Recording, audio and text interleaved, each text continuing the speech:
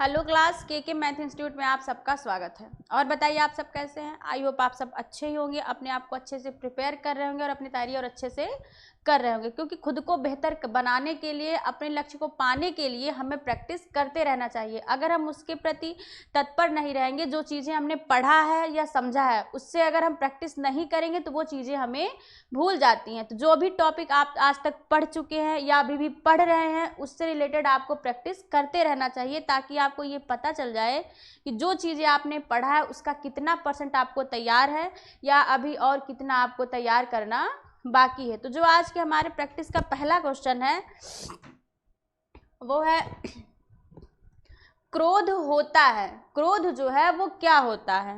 बहरा होता है, गूंगा होता है, अंधा होता है या लंगड़ा होता है? क्रोध कैसा होता है? क्रोध बहरा होता है, क्रोध गूंगा होता है, क्रोध अंधा होता है या क्रोध लंगड़ा होता है? तो क्रोध होता है अंधा। क्रोध में व्यक्ति कुछ देख सुन नहीं सकता, तो क्रोध में व्यक्ति कैसा होता है? अंधा होता है। अगला क्वेश्चन है हमारा,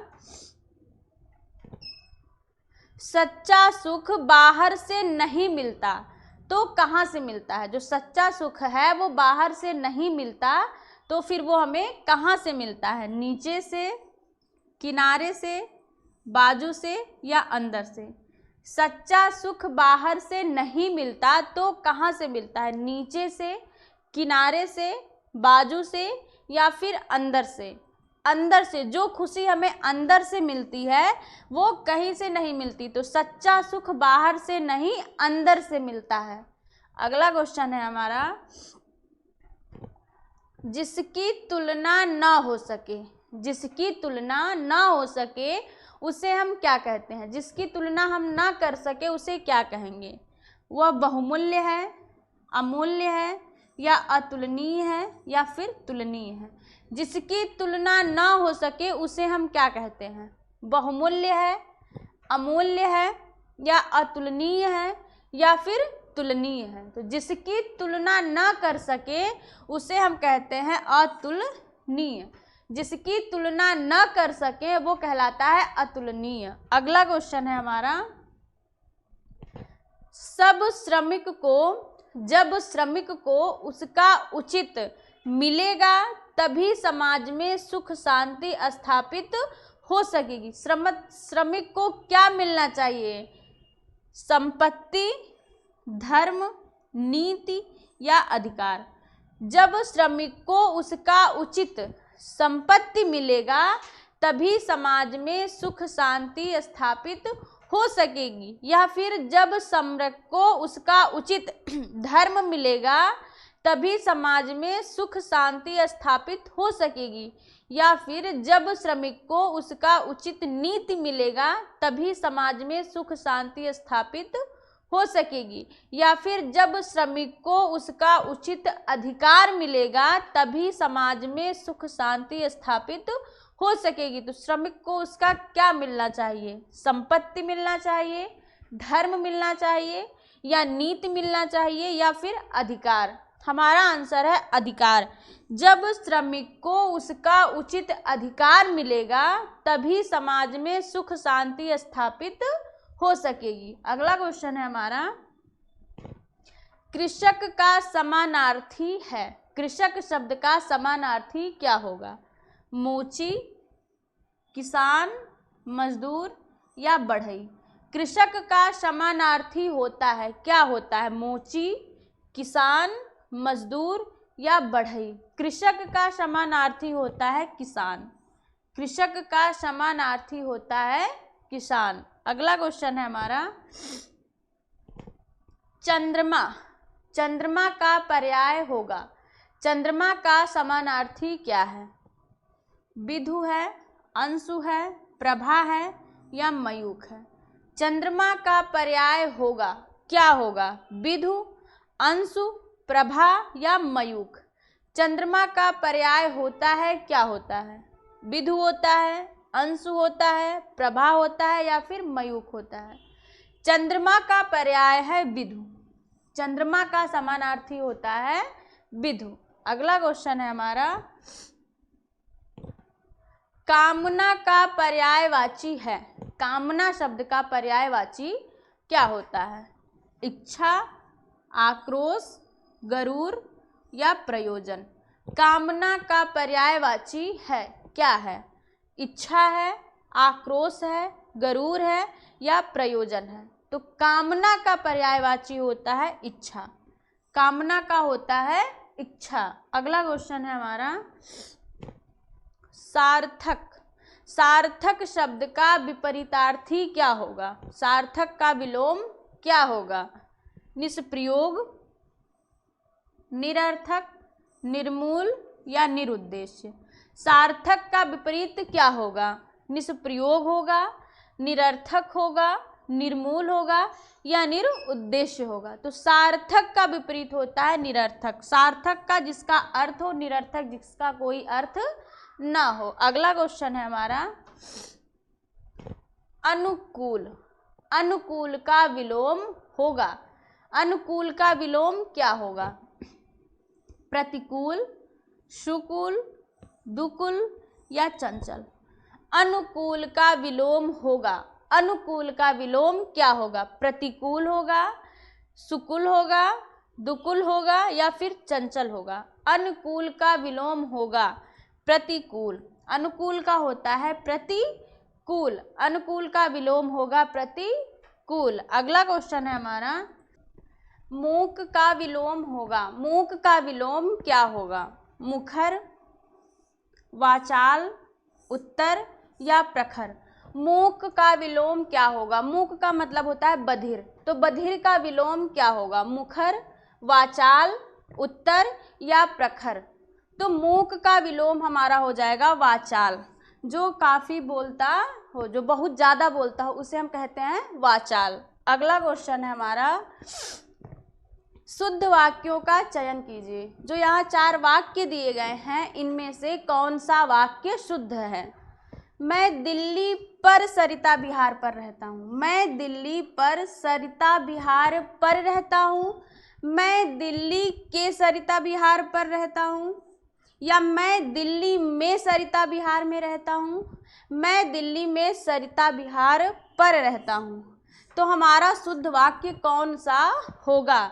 मैं दिल्ली पर सरिता विहार पर रहता हूँ या मैं दिल्ली के सरिता विहार पर रहता हूँ। मैं दिल्ली में सरिता विहार में रहता हूँ या मैं दिल्ली में सरिता विहार पर रहता हूँ। तो हमारा शुद्ध वाक्य हो जाएगा मैं दिल्ली में सरिता विहार में रहता हूँ। मैं दिल्ली में सरिता विहार में रहता हूँ। अगला क्वेश्चन है हमारा किसी को आदमी बुला भेजो। किसी को आदमी बुला भेजो, किसी आदमी को बुला लो, किसी आदमी को बुला डालो या बुला भेजो किसी आदमी को। इन वाक्यों में से कौन सा वाक्य शुद्ध है? हमें शुद्ध वाक्य का चयन करना है। तो किसी आदमी को बुला भेजो या किसी आदमी को बुला लो, किसी आदमी को बुला डालो या फिर बुला भेजो किसी आदमी को। इनमें से हमारा शुद्ध वाक्य कौन सा होगा? किसी को आदमी बुला भेजो या किसी आदमी को बुला लो या किसी आदमी को बुला डालो या फिर बुला भेजो किसी आदमी को। हमारा शुद्ध वाक्य हो जाएगा किसी आदमी को बुला लो। किसी आदमी को बुला लो। अगला क्वेश्चन है हमारा शुद्ध वाक्य का चयन कीजिए। कौन सा वाक्य शुद्ध है? प्रधानमंत्री अपनी अर्थनीति स्पष्ट कर दिए थे या प्रधानमंत्री अपना स्पष्ट कर दिए थे या फिर प्रधानमंत्री अपना अर्थनीति स्पष्ट करके दिए थे या फिर प्रधानमंत्री ने अपनी अर्थनीति स्पष्ट कर दी थी। इनमें से कौन सा वाक्य हमारा शुद्ध है? प्रधानमंत्री अपनी अर्थनीति स्पष्ट कर दिए थे या फिर प्रधानमंत्री अपना स्पष्ट कर दिया था या फिर प्रधानमंत्री अपना अर्थनीति स्पष्ट करके दिए थे या फिर हमारा हो जाएगा प्रधानमंत्री ने अपनी अर्थनीति स्पष्ट करके दी थी। अर्थनीति स्पष्ट करके दिए थे या स्पष्ट कर दिया था या फिर स्पष्ट कर दिए थे। इनमें से कौन सा शुद्ध होगा? प्रधानमंत्री ने अपनी अर्थनीति स्पष्ट करके दी थी। हमारा शुद्ध वाक्य होगा प्रधानमंत्री ने अपनी अर्थनीति स्पष्ट करके दी थी। अगला क्वेश्चन है हमारा, अधजल गगरी छलकत जाए। ये होगा अधजल गगरी छलकत जाए। इसका अर्थ क्या होगा? अधजल गगरी छलकत जाए। मित व्ययी होना, डींगे हाँकना, या अल्प ज्ञान किंतु दिखावा अधिक करना, या जिम्मेदारी न समझना। अधकल गगरी छलकत जाए, अधजल गगरी छलकत जाए, इस मुहावरे का अर्थ क्या होगा? मित व्ययी होना, डींगे हाँकना, अल्प ज्ञान किंतु दिखावा अधिक करना, या जिम्मेदारी न समझना। अधजल गगरी छलकत जाए, इस मुहावरे का अर्थ होगा अल्प ज्ञान होना किंतु दिखावा अधिक करना, अल्प ज्ञान किंतु दिखावा अधिक करना। अगला क्वेश्चन है हमारा, आगे हाथ न पीछे पगहा। आगे हाथ न पीछे पगहा, इस मुहावरे का अर्थ होगा, इस मुहावरे का अर्थ क्या होगा? किसी तरह की जिम्मेदारी का ना होना, किसी तरह की जिम्मेदारी का ना होना, जिम्मेदार होना, काम के प्रति ईमानदार, या टाल मटोल करना। आगे हाथ न पीछे पगहा, इस वाक्य का क्या अर्थ होगा? किसी तरह की जिम्मेदारी का ना होना, या जिम्मेदार होना, काम के प्रति ईमानदार होना, या फिर टाल मटोल करना। इसका अर्थ होगा किसी तरह की जिम्मेदारी का ना होना, किसी तरह की जिम्मेदारी का ना होना। अगला क्वेश्चन है हमारा, जहाँ काम आए सुई काह करे तलवार। जहाँ काम आए सुई काह करे तलवार, इसका अर्थ क्या है?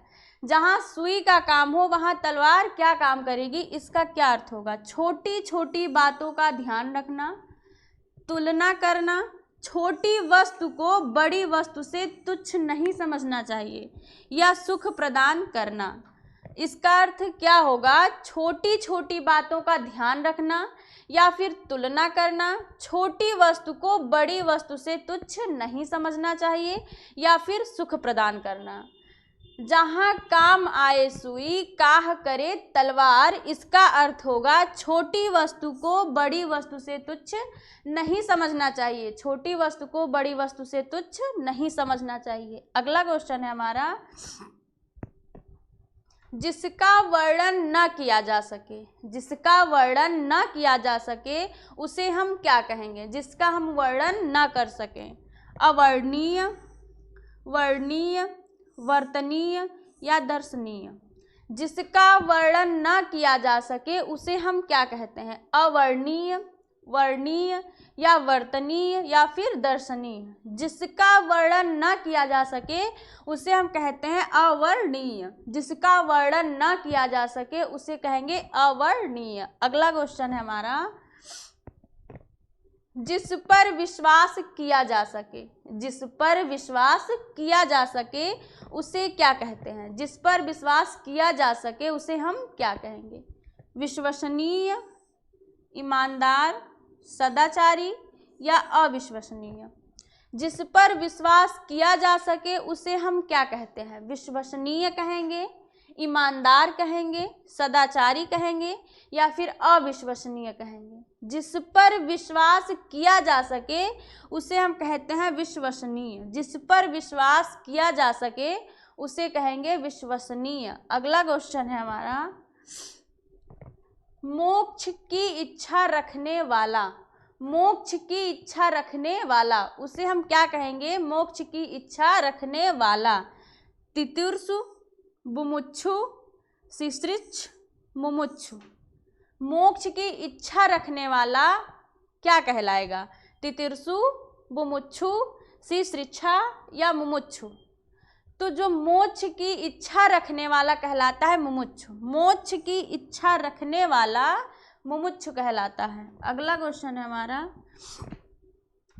निम्न में से किसकी वर्तनी शुद्ध है? जो यहाँ 4 शब्द दिए गए हैं इनमें से कौन सा शब्द शुद्ध है? विद्यालय, विद्यालय, विद्यालय या फिर विद्यालय, इनमें से कौन सा शब्द शुद्ध है? विद्यालय या विद्यालय, विद्यालय या विद्यालय?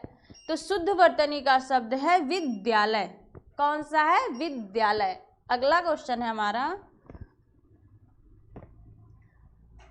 अतिथि, अतिथि या अतिथि या अतिथि, इनमें से कौन सा शब्द शुद्ध है? किसकी वर्तनी शुद्ध है? अतिथि की, अतिथि की या अतिथि की या अतिथि की?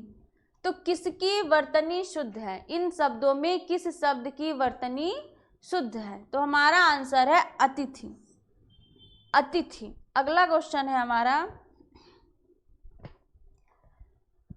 निम्न में से किसकी वर्तनी शुद्ध है? जो यहाँ 4 शब्द दिए गए हैं, इनमें से कौन सा शब्द है जो शुद्ध रूप में लिखा गया है? पूर्ति, पूर्ति, पूर्ति या पूर्ति, इनमें से कौन सा शब्द ऐसा है जिसकी वर्तनी शुद्ध है? पूर्ति, पूर्ति या पूर्ति या फिर पूर्ति?